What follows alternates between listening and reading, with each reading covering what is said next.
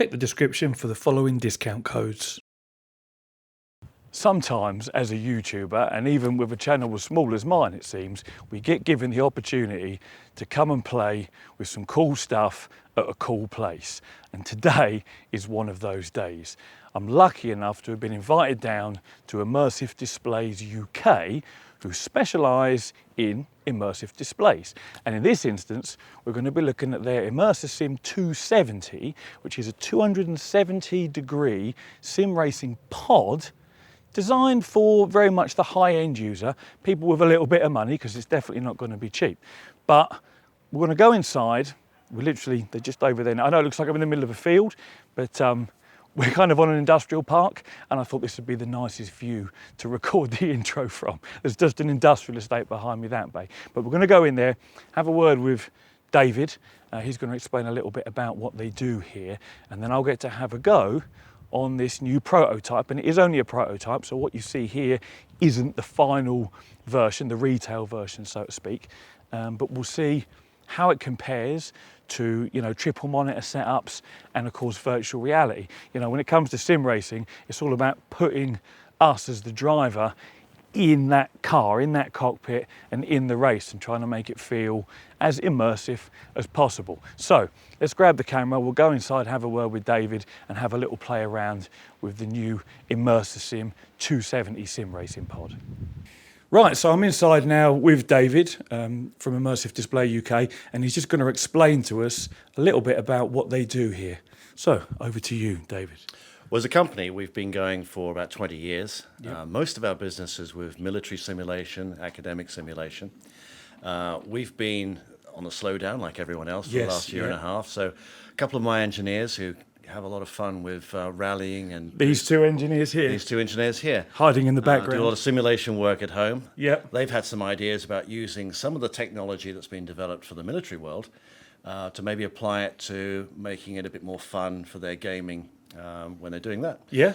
So they did a lot of CAD work. It actually has taken them about a year from a CAD idea to coming up with a very small footprint 3-channel system using projection to give an immersive display. So people in a race car can actually see a full 270 degrees without problems of geometry, without the bezels from screens and so forth.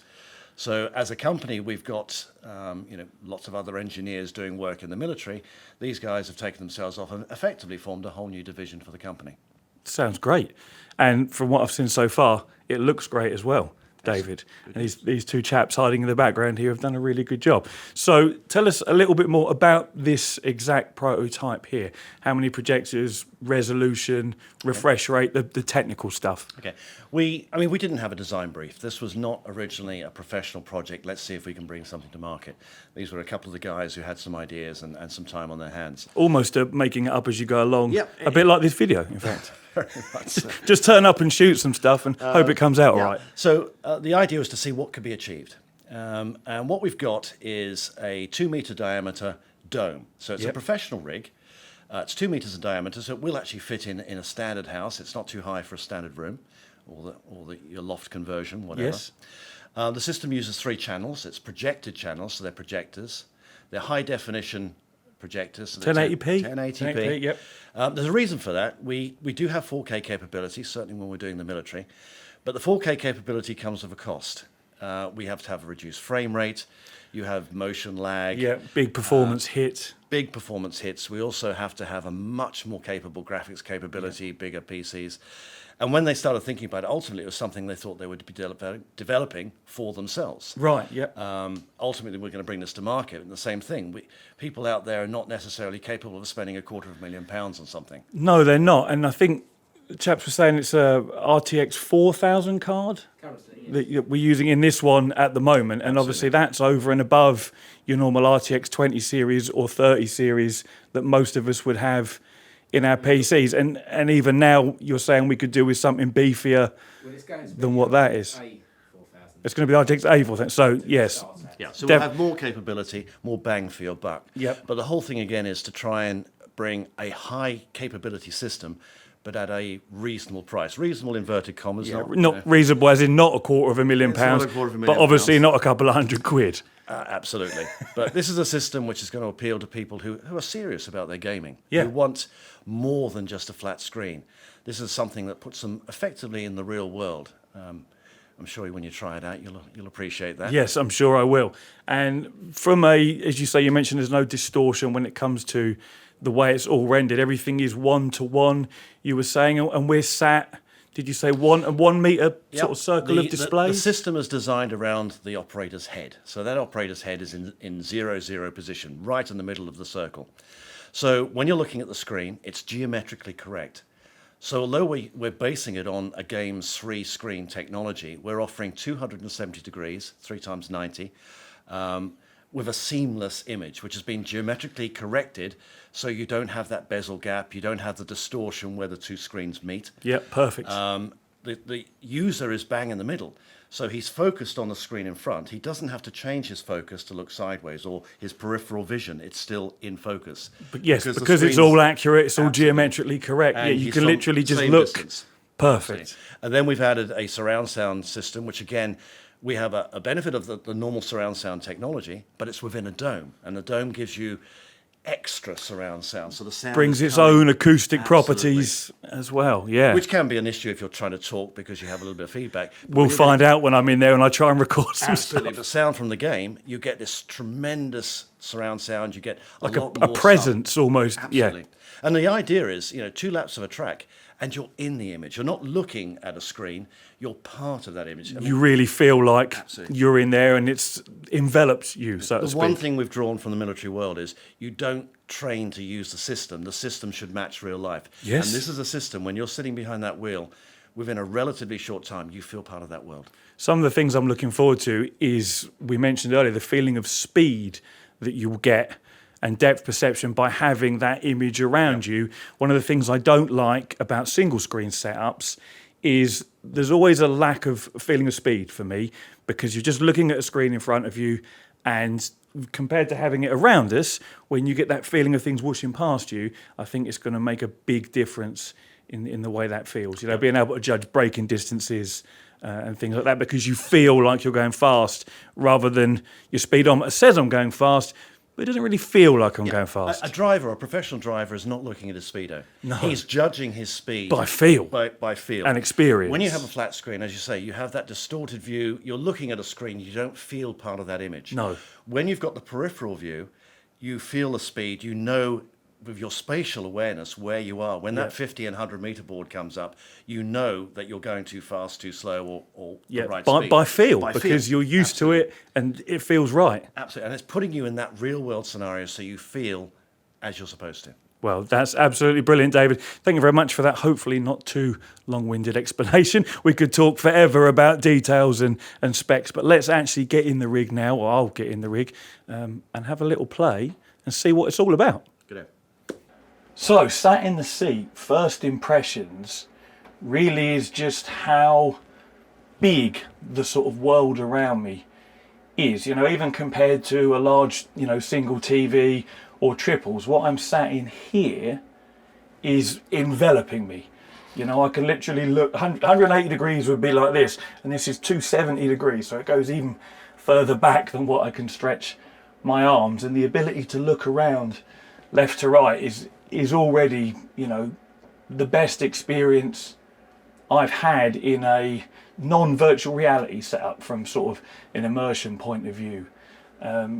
As David said earlier, we've got 1080p displays, and whilst that isn't the highest resolution, once we're, and if I look and I'm picky, then yes, I can see pixels and what have you, as you would do at that resolution. But once I'm moving, I imagine that's all going to disappear, and the experience is going to be just excellent. David was also saying the mirrors are set to, again, be geometrically correct, same as the whole display is, so that as you see a car disappearing from the mirror, in your peripheral vision, or even if you choose to focus on it, it will then appear, but not appear, but it will be progressively beside you where it should be. Everything is 100% one-to-one accurate. So, enough waffling on.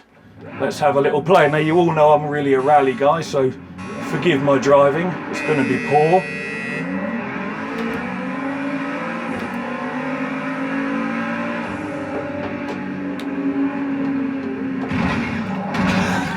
let's play some Demolition Derby, I think. Already, this just feels way better than anything else I've ever experienced.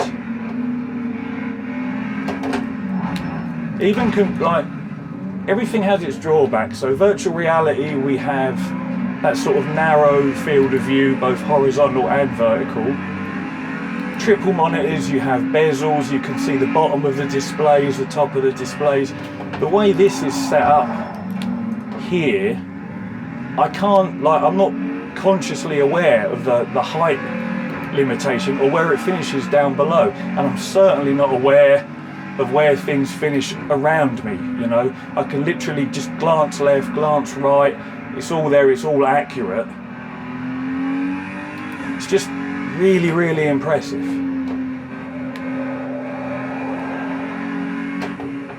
I imagine after, you know, see, here I am, I'm looking round the apex of the corner, just like I would do in real life, you know, looking over to the left.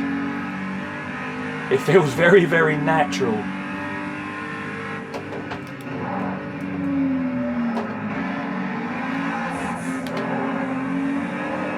And we're using a Logitech G920 here, and I was just saying to the guys earlier, I was curious what hardware we'd have from that point of view, but you know, even going from my Fanatic Direct Drive stuff, you still can't grumble at how a Logitech works. In this situation here, I feel more immersed in the sim because of the visual aspects of what's going on here. You know, and there's no tactile transducers here, there's no wind simulation. Just being enveloped in the stage I'm in, the track I'm on, and the world around me really is something else. And I have a feeling when I get home I'm going to be vastly disappointed with my single monitor setup. It just looks, you know, it looks beautiful. Could definitely be a touch sharper, as I mentioned, with the 1080p displays, but that doesn't take away from the whole experience in any way.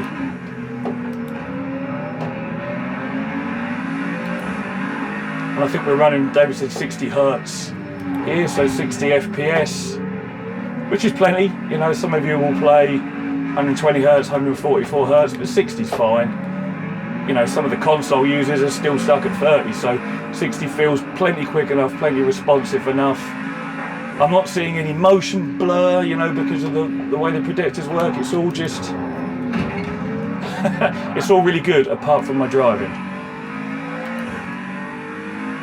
In fact, what we're actually going to do is put Dan in the seat in a minute, and he's going to demonstrate some proper driving whilst I take the camera and just sort of get some footage from around him, because whilst this, where I'm sat now, what would be perfect really is if I could have a camera on my head. In fact, there's some footage that these guys have already taken with a head-mounted camera, so I'll put that into this video, and it really shows how you can look from left to right, you know, as cars are passing or as you're passing cars, and it looks really, really good. You know, it's hard to portray in words just how it looks, and with my camera behind me there, the image will look probably a little distorted compared to how it looks for me sat here. For me sat here, it feels almost like I'm in the real world, you know, apart from if you choose to really sort of focus on what you're looking at and go, oh yes, it is a display. But the immersion level is just unreal, and that's what us as sim racers obviously want. Now again, this isn't really aimed at your average sim racing Joe, those of us with, well, G920s and single displays at home. You know, it's not a cheap piece of equipment, but there's plenty of people out there that do like to spend a lot of money on their hobbies.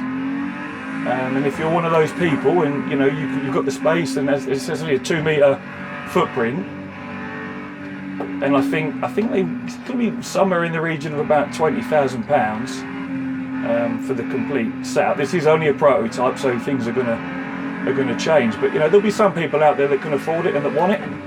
Well, there'll be lots of us that want it, and lots more of us that can't afford it.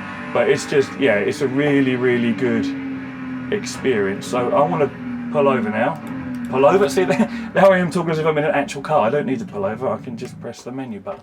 And we'll get Dan in the seat now, and he'll show you properly how to drive, and I'll get some footage of around the dome whilst he's having a race. So let me hop out of this seat and we'll get Dan in. Okay, so we've got Dan in here now, and he can actually drive. What I'm going to do is just take a little wander around sort of from externally here, so you can see where the image finishes on the right hand side there. It's very much behind, you know, the driver's seat, so you can see really just how far back it goes, and of course the same on this side.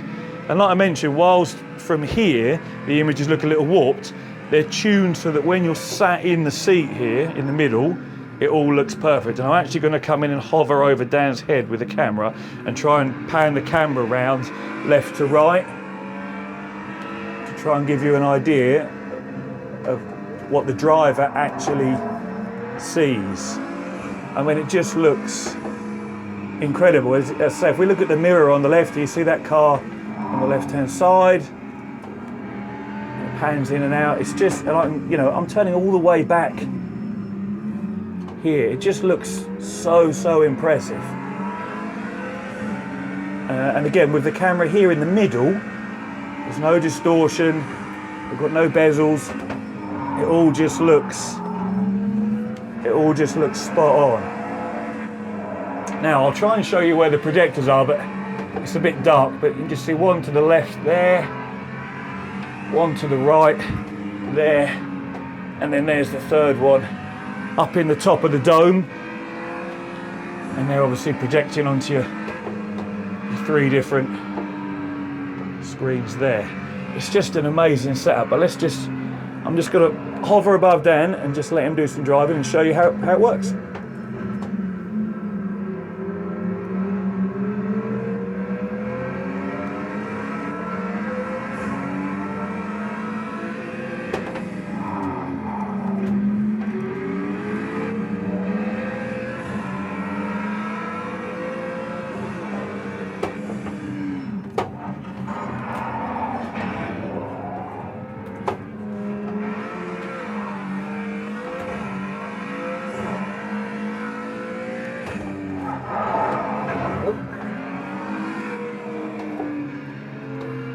But yeah, it's just incredible. Such an amazing job they've done so far.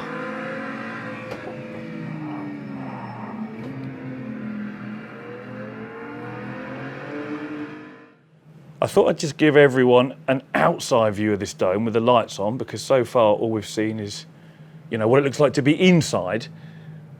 But this is it from the outside. Now remember, this is a prototype, so the material it's made of will change. You know, the silver bolts on the black material will change. Things like speakers being cable tied in place. It's all going to be, you know, integrated in the final version. I've just got to make sure I don't trip over stuff as I'm walking backwards.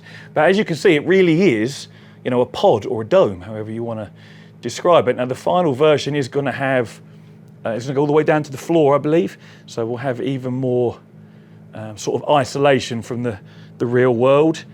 But this is literally it. It's not massive, considering, you know, when you're in there, it feels like you're in a different world. There's currently a GT Amiga Prime cockpit in there, which they said they actually watched my review of before they bought it, so that's nice. And then yeah, you can see we've got the Logitech G920.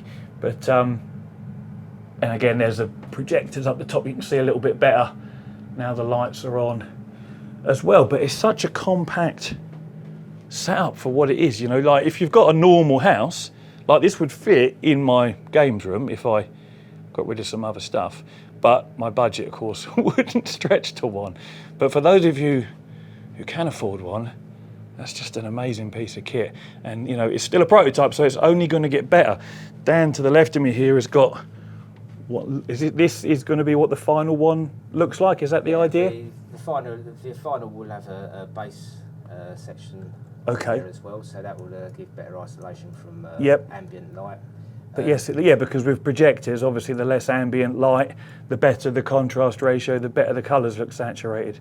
So that's great. So that should be a preview of how it will look. And yeah. There'll be There's certainly enough room for a motion. A motion rig, yes, rig yeah, because the one you've got on that CAD there has got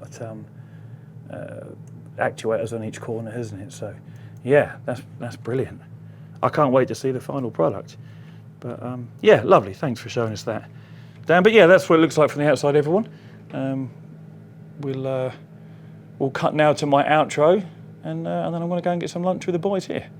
Well, I'm home after my afternoon at Immersive Display UK, and I've been pondering as I drove back all the information that I had to digest and the whole experience. And as I look over there at my own single 55-inch display, quite disappointingly, having experienced what I experienced today, because it's by far the most immersive, the name of the company, Immersive Displays UK, literally sums it right up. It is the most immersive experience I've had in a sim rig, even over and above VR in some respects, because every type of display has its own drawbacks. I did mention it earlier, I think, throughout the day. VR, you've got effectively goggles on and you're limited to this sort of very narrow field of view. With a single screen, your field of view again is very narrow because it's only the width of the screen in front of you, and the same goes for the height. And even with triples, you've gained a bit of width, but it doesn't envelop you like a 270-degree system does, like what I was on today. There's just no comparison. When you're sat there in that pod, and there's so much for me to talk about and explain here. That pod is literally a sphere, and you're sat in the very center of it. So everything is, I believe, a 1 meter radius away from you, top to bottom, left to right, front to back. And everything is geometrically correct, like I mentioned before. So it's like being sat in a car cockpit as far as distance, geometry, scale, as far as everything goes. Something that you don't get with a single monitor, you don't get with a triple monitor, and in VR, of course, you do get, but you're very limited. You're looking around, obviously, like this. So, it's just as good as it gets, as far as I'm concerned. Going forward in the future, when VR headsets aren't so limited and you end up with peripheral vision of maybe the same 270 degrees, then maybe that would be a step up. But right now, obviously, that technology, isn't out there. What I was in today felt, and I used this phrase talking to the guys down there, I said it felt natural. The moment I started driving, albeit my driving is crap, I didn't have to adjust to the simulator, so to speak. It just felt like I was driving. And part of the things that contribute to that are the feeling of speed. One of the things you lack, especially with a single monitor setup, is a true feeling of speed, because you're just staring forward at a flat panel in front of you. You've got a speedometer, yes, and the ground is moving, but it's just in front of you in a small envelope, a small letterbox.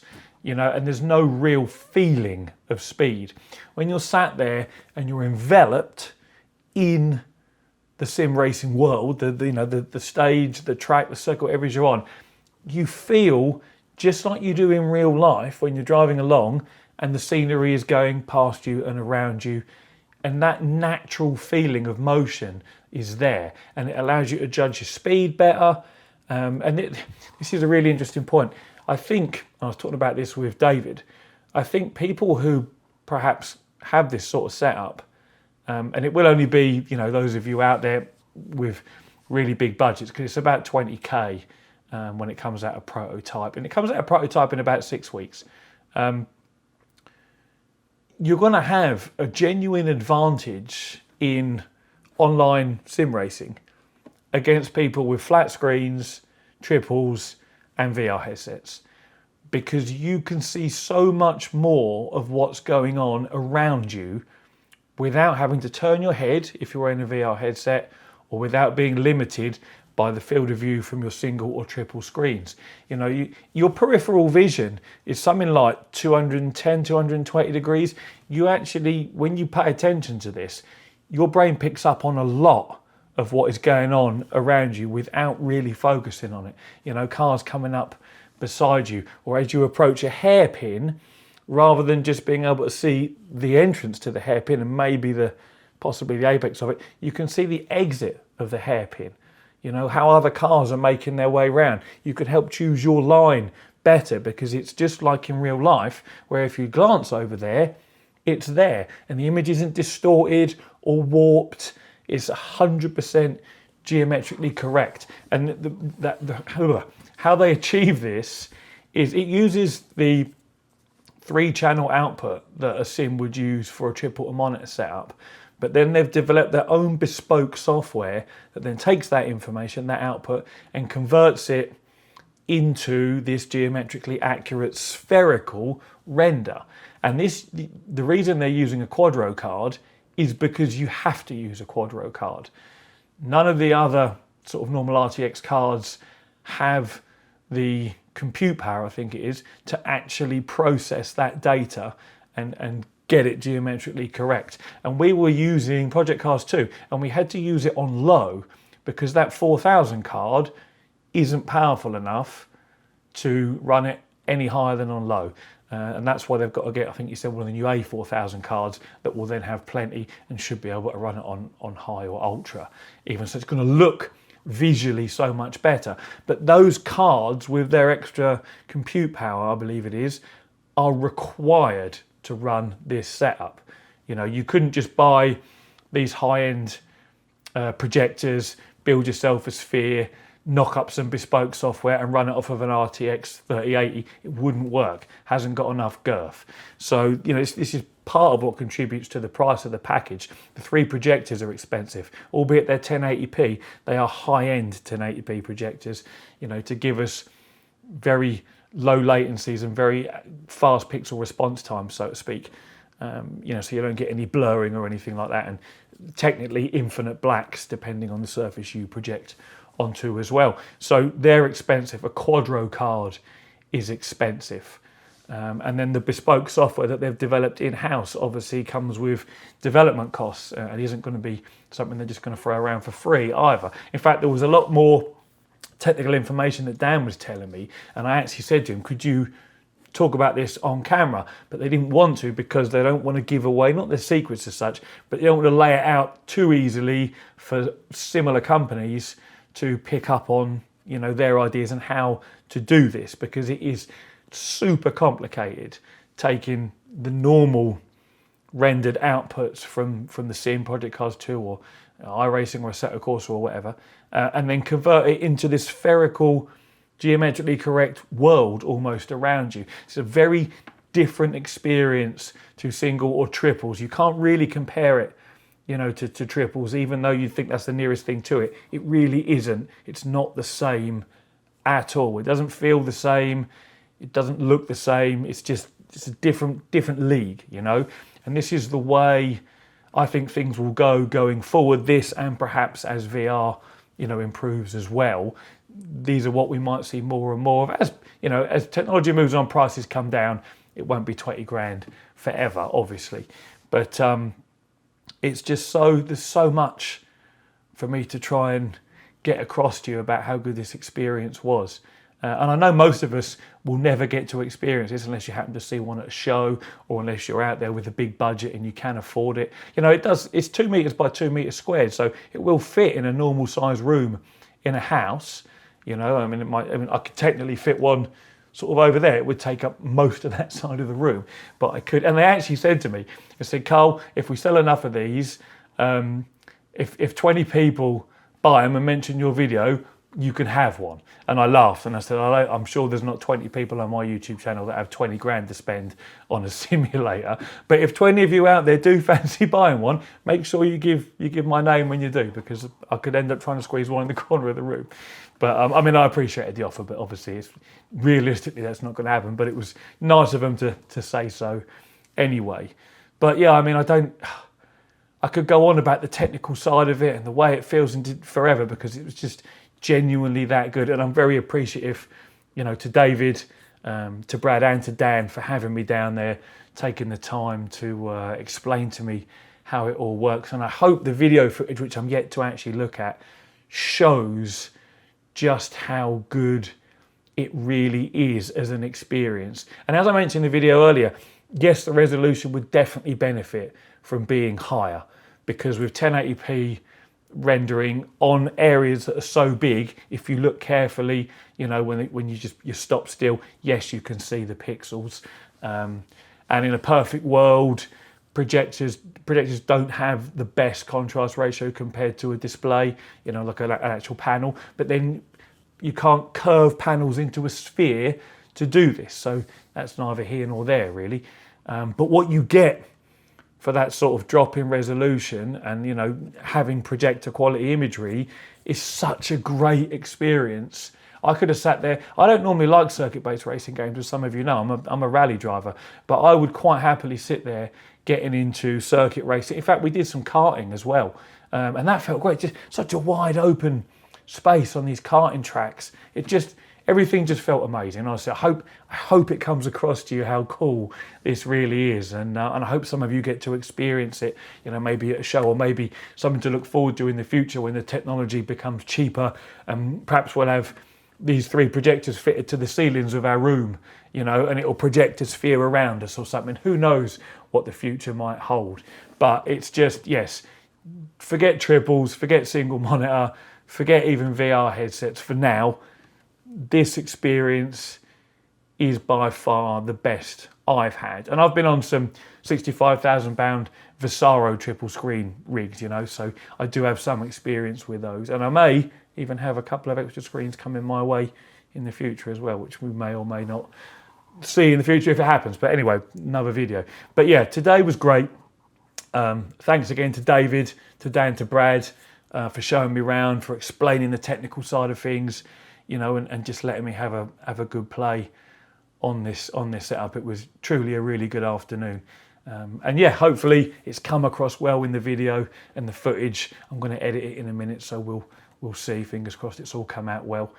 And yeah, as always, guys, thank you for watching and take it easy.